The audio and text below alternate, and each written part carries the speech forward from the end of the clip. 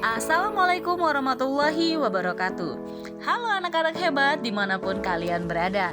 Bertemu lagi dalam mata pelajaran geografi kelas 10 bersama saya Merta Panca Diana Kusuma. Dan kita akan membahas tentang pengelolaan data dalam Sistem Informasi Geografis atau SIG.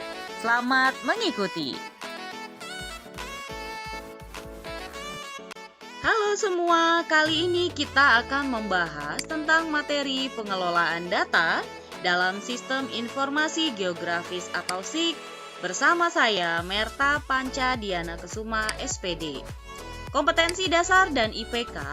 Kompetensi dasarnya memahami pengetahuan dasar geografi dan terapannya dalam kehidupan sehari-hari, mampu menganalisis pengelolaan data menggunakan SIG, dan IPK membuat peta tematik wilayah, provinsi, dan atau salah satu pulau di Indonesia berdasarkan peta rupa bumi dan melakukan pengelolaan data menggunakan SIG.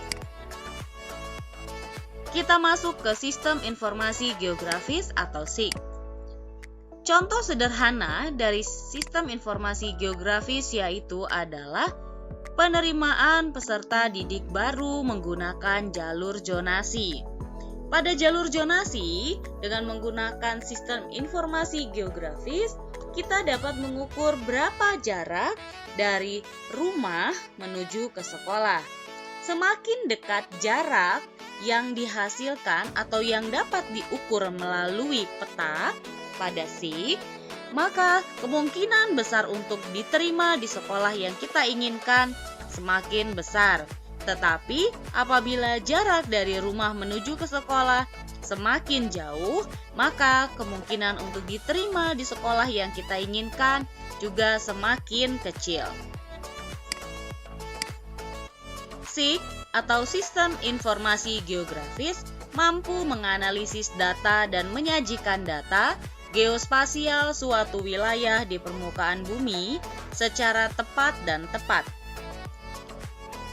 Perencanaan tata ruang wilayah akan mudah dilakukan menggunakan teknologi SIG.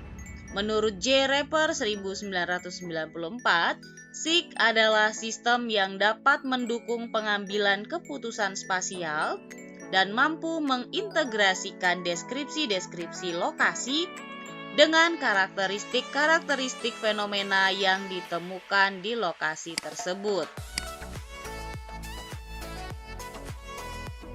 Lalu, apa saja komponen sistem informasi geografis? Kita akan menggali lebih dalam pada materi kali ini. Perhatikan gambar berikut ini. Sistem informasi geografis. Di sini ada beberapa pendukung, yaitu ada hardware, kemudian software, manusia, dan data. Kita masuk ke yang pertama dari komponen sistem informasi geografis, yaitu perangkat keras atau hardware. Hardware terbagi menjadi 3, yaitu alat masukan atau input, alat pemrosesan, dan alat keluaran atau output. Alat masukan atau input. Yang pertama ada digitizer, kemudian ada scanner. Scanner yaitu alat untuk membaca tulisan pada sebuah kertas atau gambar. Digitizer yaitu alat pengubah data asli atau gambar menjadi data digital atau angka. B. Alat pemrosesan. Alat pemrosesan ada disk drive, CPU, dan tape drive. CPU yaitu pusat pemrosesan data digital, disk drive yaitu bagian CPU untuk menghidupkan program, dan tape drive yaitu bagian CPU untuk menyimpan program. C. Alat keluaran atau output. Yang pertama adalah plotter dan printer. Plotter yaitu alat yang mencetak peta dalam ukuran relatif besar, dan printer yaitu alat yang mencetak data maupun peta dalam ukuran relatif kecil. D. Data.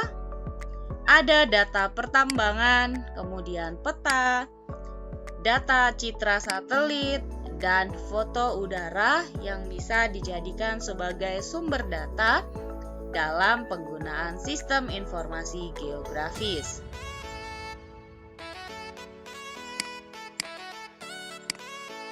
Dua, perangkat lunak atau software.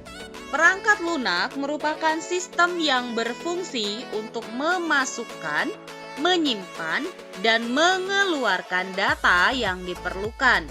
Perangkat lunak meliputi proses komputerisasi yang berhubungan dengan masukan data, data tambahan, data dasar geografi, transformasi, dan penayangan serta pelaporan data.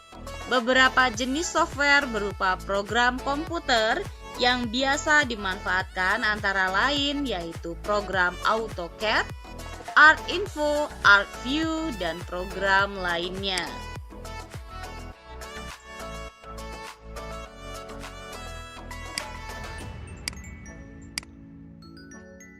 Yang ketiga adalah brainware atau intelijensi manusia.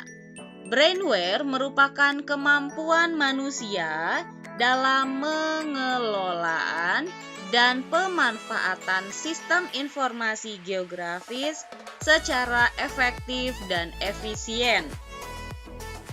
Secanggih apapun teknologi yang digunakan, manusia merupakan subjek atau pelaku yang sangat penting dalam mengendalikan seluruh sistem. Artinya, manusia tetap memegang peran yang sentral dalam SIG. Koordinasi dalam pengelolaan SIG sangat diperlukan agar informasi yang diperoleh tidak simpang siur, tetapi tepat dan akurat. Contoh sederhana dari brainware yaitu apabila kita memiliki handphone yang sangat canggih, tetapi penggunanya tidak bisa menggunakan.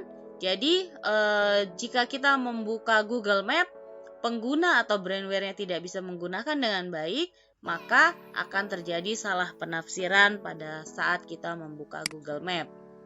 Tahapan kerja SIG. Sistem kerja SIG konvensional dilakukan oleh manusia, sementara sistem kerja SIG modern dilakukan oleh komputer.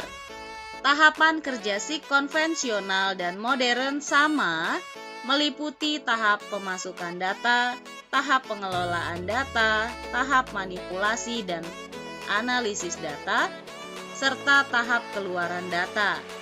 Sistem informasi geografis atau SIG modern dan konvensional memiliki perbedaan karakteristik sebagai berikut. Pada penyimpanan, SIG modern database digital, baku, dan terpadu, sementara SIG konvensional skala dan berstandar berbeda. Untuk pemanggilan data, SIG modern pencarian dengan komputer dan SIG konvensional cek secara manual. Pemutahiran SIG modern sistematis, SIG konvensional mahal dan memakan waktu yang lama. Analisis overlay, SIG modern sangat cepat sementara SIG konvensional memakan waktu dan tenaga.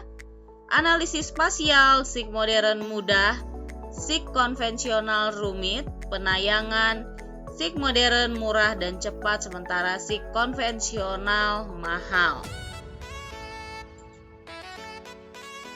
Apa saja tahapan kerja SIG?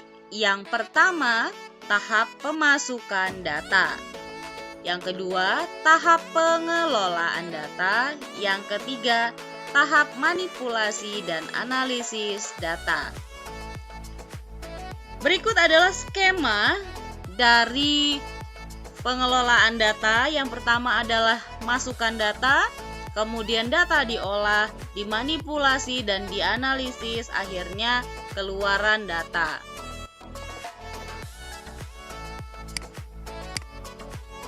Tahap masukkan data.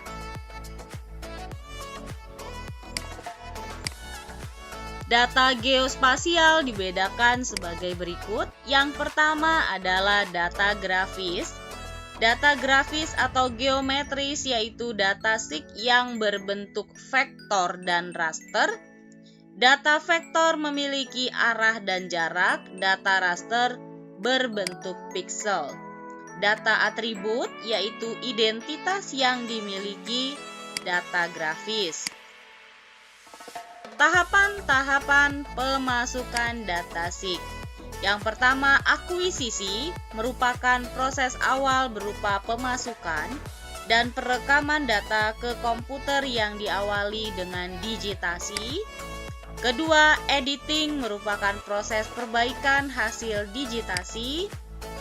Ketiga, tahapan ini menguraikan tentang topologi data yang harus senantiasanya dijalankan untuk membedakan pada uraian antara area, garis, dan titik.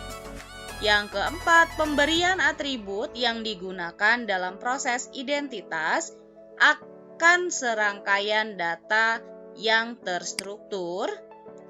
Yang kelima, transformasi koordinat bagian tahap yang menentukan jumlah asal-muasal koordinat sehingga terjadi penyesuaian dengan kondisi di lapangan. 2. Tahap pengelolaan data. Tahap pengelolaan data meliputi pengarsipan dan pemodelan. 1. Pengarsipan dalam proses tahapan pengelolaan data dapat dilakukan terhadap data dasar atas hasil-hasil digitasi dan data dasar lainnya. Dengan adanya proses pengarsipan dan tentu saja mengantisipasi adanya data lama yang telah diarsip menjadi lebih mudah untuk ditemukan. 2. Pemodelan dalam proses tahapan pengelolaan data kedua ini dapat dilakukan dengan membuat konsep analisis untuk mendapat informasi baru dari sejumlah kegiatan penelitian dilakukan. Tanpa direncanakan, pemodelan ini dapat menjadi keanekaragaman atas rekomendasi hasil penelitian. 3. Tahap manipulasi dan analisis data. Tahapan ketiga dalam sistem informasi geografis ini adalah proses manipulasi dan analisis data yang biasanya terjadi proses pembentukan peta baru yang telah diolah secara manual ataupun dilakukan secara digital. Tahap manipulasi dan analisis data memiliki tahapan sebagai berikut. 1. Buffering. Buffer adalah membuat poligon baru berdasarkan jarak yang telah ditentukan pada data garis atau titik maupun poligon. Sebagai contoh, kita akan melakukan buffer terhadap jarak sungai 50 meter menggunakan fasilitas buffer yang kita pilih. Kemudian, komputer akan mengolah sesuai perintah kita. Prinsip proses buffer dapat kamu lihat pada gambar berikut ini. Poligon hasil buffering di sini ditandai, kemudian ini jalan di buffer 50 meter. Dan ini adalah poligon baru hasil buffer, jalan hasil dari buffer 50 meter. Kemudian yang kedua adalah scoring. Scoring atau pemberian nilai terhadap sifat dari parameter yang digunakan dalam analisis juga dilakukan pada subsistem ini. Agar kamu lebih memahaminya, perhatikan contoh pemberian skor terhadap parameter yang digunakan untuk penentuan daerah rawan bahaya lahar gunung api.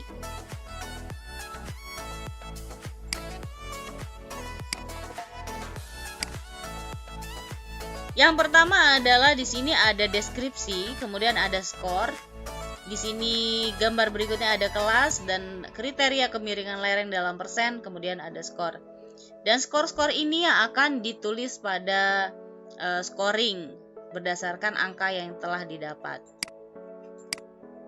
Kemudian yang ketiga adalah overlay.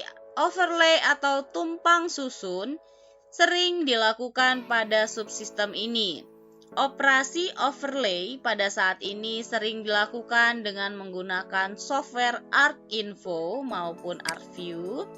Hal ini dilakukan setelah pemberian scoring dan pembobotan tumpang susun atau overlay suatu data grafis adalah menggabungkan dua atau lebih data grafis untuk memperoleh data grafis baru yang memiliki satuan pemetaan atau unit pemetaan. Jadi, dalam proses tumpang susun akan diperoleh satuan pemetaan baru atau unit baru. Ini adalah contoh dari overlay.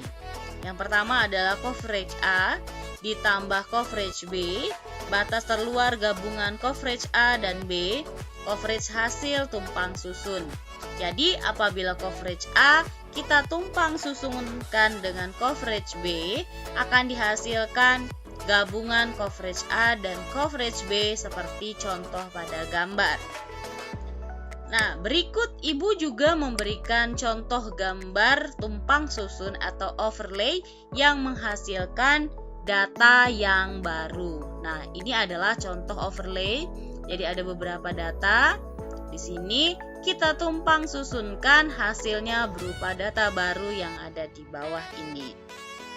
Silahkan kalian catat apa yang kurang kalian mengerti dan kalian tanyakan pada saat pertemuan berikutnya, atau silahkan kalian tanyakan pada saat bertemu tatap muka di sekolah. Sampai di sini dulu pertemuan kita hari ini. Terima kasih telah mengikuti pelajaran hari ini. Sampai berjumpa di pertemuan berikutnya.